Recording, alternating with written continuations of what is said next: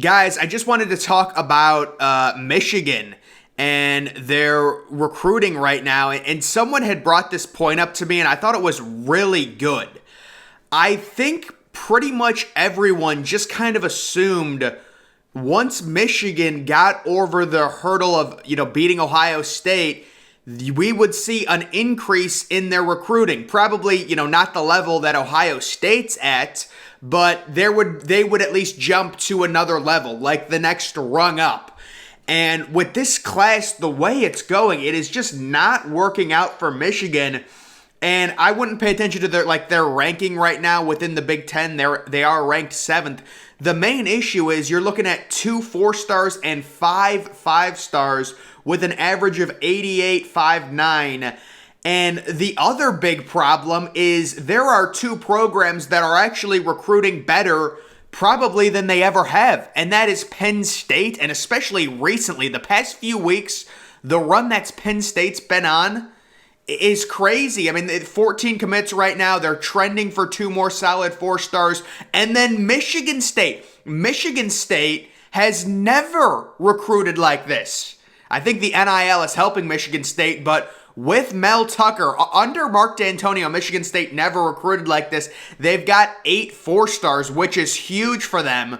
8 4-stars, 3 3-stars. And you look at Michigan, and the one recruit everyone keeps talking about is Dante Moore, and he's trending away from Michigan. I have a few opinions on Dante Moore and that whole recruitment. I think NIL really hurt Michigan here. I mean, you're talking about a 5-star quarterback from the state going to Oregon possibly. We know NIL is really involved. But also, I don't think Harbaugh really relates to these recruits that well.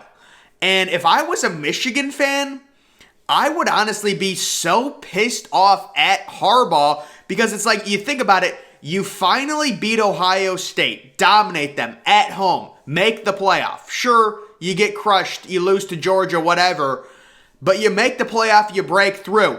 That same offseason, literally 2 months later on National Signing Day, Jim Harbaugh is in Minnesota interviewing for the head coaching job, and I don't know the exact details on how that situation played out, but just from an outsider's perspective, it looked like Minnesota just turned Harbaugh down. Like they just went a different direction. It's not like if you're Jim Harbaugh, you're going to go out for an interview on National Signing Day and tell Minnesota, the Vikings, no, I don't want to be the head coach. He wanted the job, and he got turned away. They went with someone else. So, I think right off the bat, you're coming off finally breaking through, and your head coach is interviewing on National Signing Day for another job. And really, all of these top targets for Michigan, I'll just be honest with you guys, I would be shocked if they landed any of them. When you're looking at these top guys, Jason Moore, maybe, although I say his top 2 is probably Ohio State and Notre Dame, and he has a visit to Ohio State. They're going to have to hold on to Wilson, the linebacker. He's been visiting Florida schools. When you look at their top targets and their overall class, and you compare it, not even to what Ohio State's doing, because Ohio State is doing basically the same thing they do every year. They recruit extremely elite quarterbacks, extremely elite skill position players, and then they struggle to recruit offensive tackles. It's basically the same thing. But with Michigan, I mean, a lot of these guys, this kid is a really interesting story where apparently the rumor is, he was trending to Michigan State, then he was going to visit Michigan and he was trending to Michigan. Then apparently he got pissed off because Michigan insiders were saying he's a really good recruit, but Michigan insiders were kind of leaking that he was going to commit to Michigan, and he got mad, and now he does have a crystal ball for Michigan, but it's a low 3. He must be pretty smart. He's also got Stanford there, and then Michigan State and Alabama ranked 124th from Texas. Kind of interesting. No Texas schools. But guys, I don't know what to make of this Michigan class, and someone brought up, they're going to land some of these guys, but these are like lower 4-stars, and I have no issue taking lower 4 stars, but your entire class cannot be lower 4 stars and higher 3 stars. And I actually kind of made the argument, and I'm not saying Michigan beating Ohio State last year wasn't great for their program. It was. But it could create this false idea among Michigan fans that because they had less talent last year than Ohio State in terms of recruiting, they can get away with that and beat Ohio State every year. 9 times out of 10, if there's a talent gap like the Ohio State-Michigan talent gap, the team with the significantly more talent is going to win. So Ohio State is going to win. And it's like these Michigan fans are just going to keep referencing, well, we beat them last year with less talent. That's not going to be an annual occurrence. Your goal should be to beat Ohio State more than 50% of the time.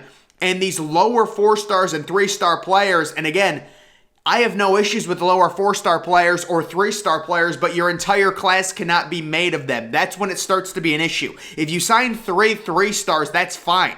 There's nothing against 3 stars. A lot of 3 stars are first-round picks. That's great. But on average, if you were to ask me, would you rather have 24 5-star recruits or 24 3-star recruits? I'm going to take the 5-star recruits.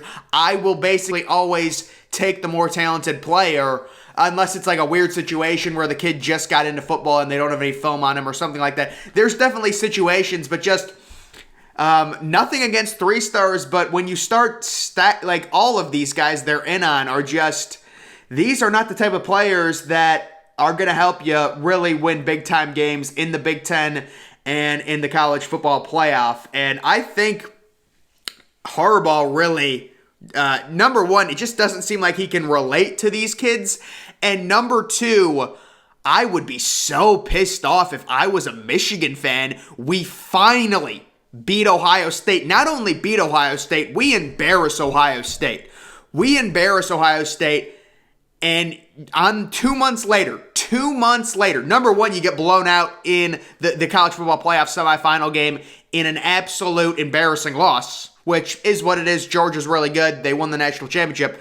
But still, you get blown out by Georgia. Then 2 months later, your head coach is interviewing with an NFL team on National Signing Day. And he basically, from what I could see, from an outsider's perspective, the Vikings said, thanks, but no thanks, we're going a different direction. It's not like Harbaugh turned them down. You're not going to interview on National Signing Day, to an NFL team to say, guys, I'm actually staying at Michigan. You're not going to do that. So it looks like they turned Harbaugh down, and it's just like they're not able to get anyone.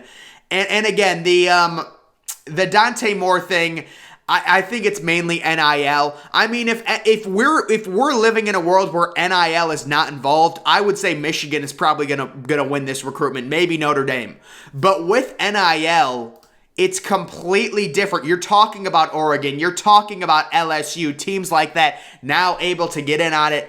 And the team that's really trending for more right now is Oregon. I know he's visiting there this weekend. And if you're Michigan, you have to be very mad about that. You look at the 2024 class, the CJ Carr thing. Maybe they're able to get the QB Davis, but I don't know. I would be pretty surprised if they landed him from South Carolina. I know he's a highly ranked guy, but just any of these top targets, it would be, maybe other than Jason Moore. This offensive tackle is a major Notre Dame lean.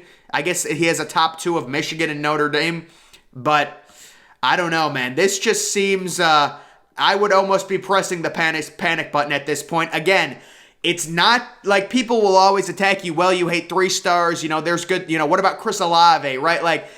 But the problem is you don't want to have the majority of your class be made up of lower 4 stars and 3 stars. That's when a major talent gap starts to show. And it's not just Ohio State that Michigan's going to have to worry about in terms of talent. You're talking about Penn State signing 3 legit 5-star players last year, including a 5-star running back and a 5-star quarterback who was ranked number 3 overall on 247 solo rankings. But now Michigan State gets into the picture, and Notre Dame as well. Now Notre Dame's obviously not in the Big Ten, but that's kind of another team. People always compare Michigan to Notre Dame with the hiring of Marcus Freeman. And the thing is, Michigan and Notre Dame always recruited pretty similarly. They were always kind of like in that quadrant just below the elite recruiting classes, like 5 to 10 range. Notre Dame is now jumped ahead of them with Marcus Freeman, in my opinion. We'll have to see how Michigan's class finishes out. They can definitely sign some good players. Maybe they get in on Daniel Harris. I think he's going to finish a top 100 player. Maybe some of these are very solid 4-stars. They're certainly in on him. But if I'm a Michigan fan, the Dante Moore situation is unfortunate. It's NIL. There's not much you can do about that.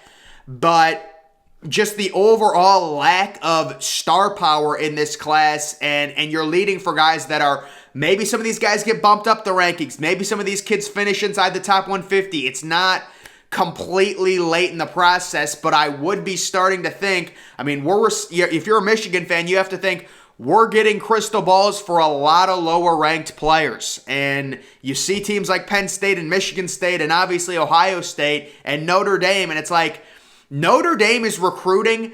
Right now, this is how I thought Michigan would recruit after they beat Ohio State. But I think you beat Ohio State, you blow them out, and then your head coach is interviewing for an NFL job 2 months later on National Signing Day. It's just a horrible look. It ruined all of your momentum.